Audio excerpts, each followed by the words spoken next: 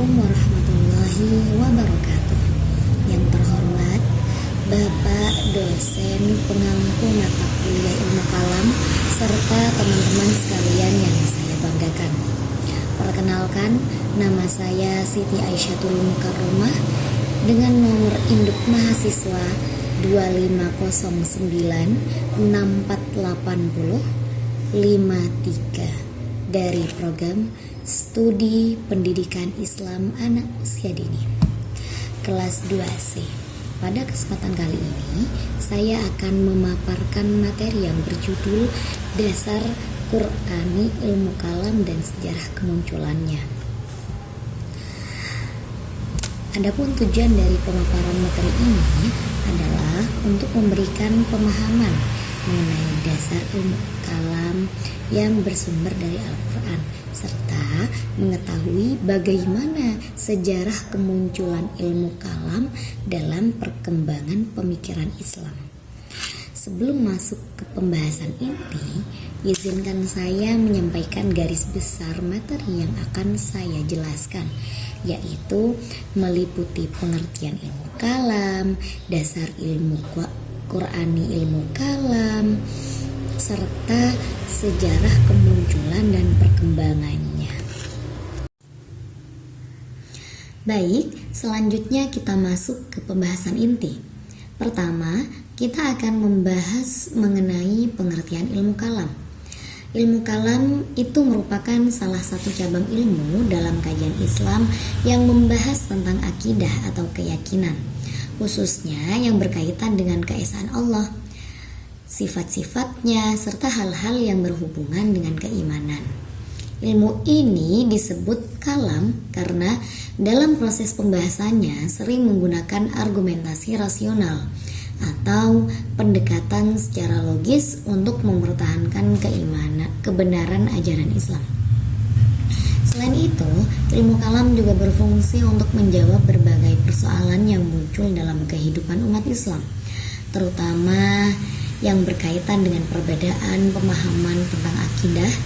Dengan adanya ilmu kalam, umat Islam dapat memperkuat keyakinannya melalui dalil-dalil yang bersumber dari Al-Quran maupun melalui pendekatan akal.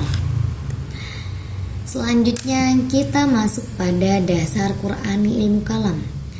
Sebagaimana kita tahu, ilmu kalam merupakan sumber utama dalam ajaran Islam.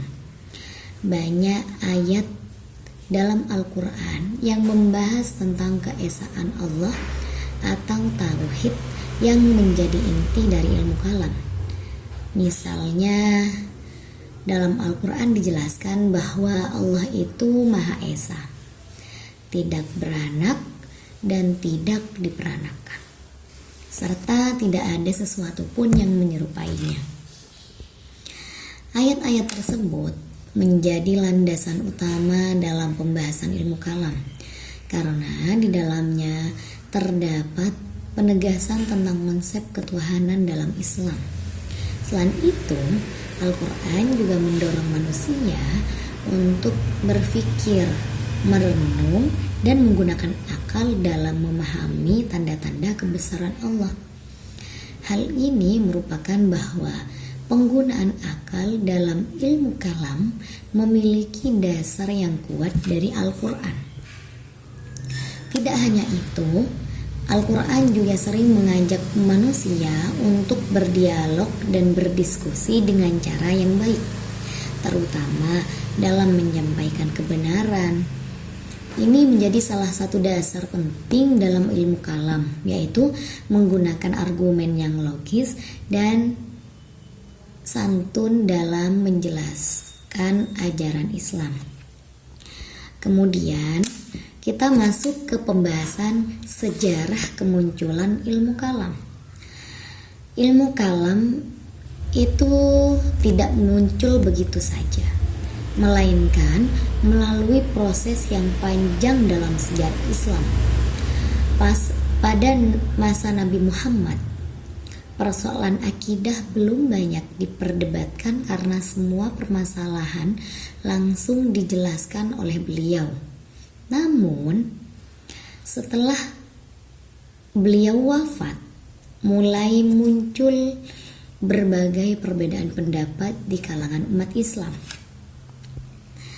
Perbedaan tersebut semakin berkembang pada masa Khulafaur Rasyidin dan setelahnya, terutama ketika wilayah Islam semakin luas dan berinteraksi dengan berbagai budaya serta pemikiran dari luar, seperti filsafat Yunani.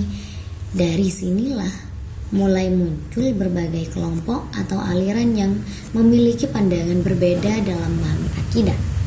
Sebagai contoh, muncul kelompok yang membahas tentang takdir, kebebasan, serta sifat-sifat Allah.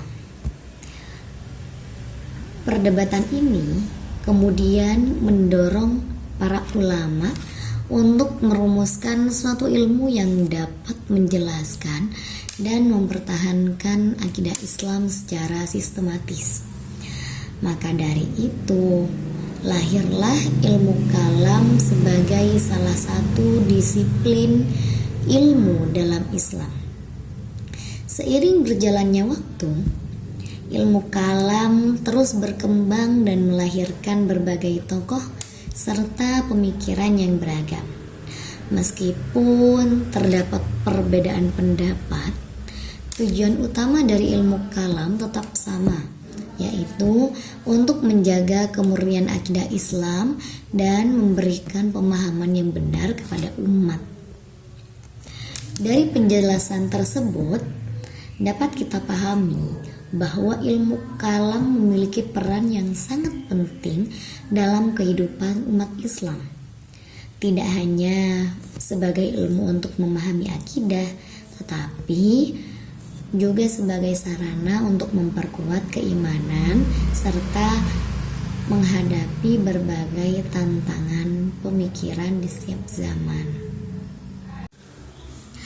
Cukup sekian dari saya, kurang lebihnya mohon maaf. Wassalamualaikum warahmatullahi wabarakatuh.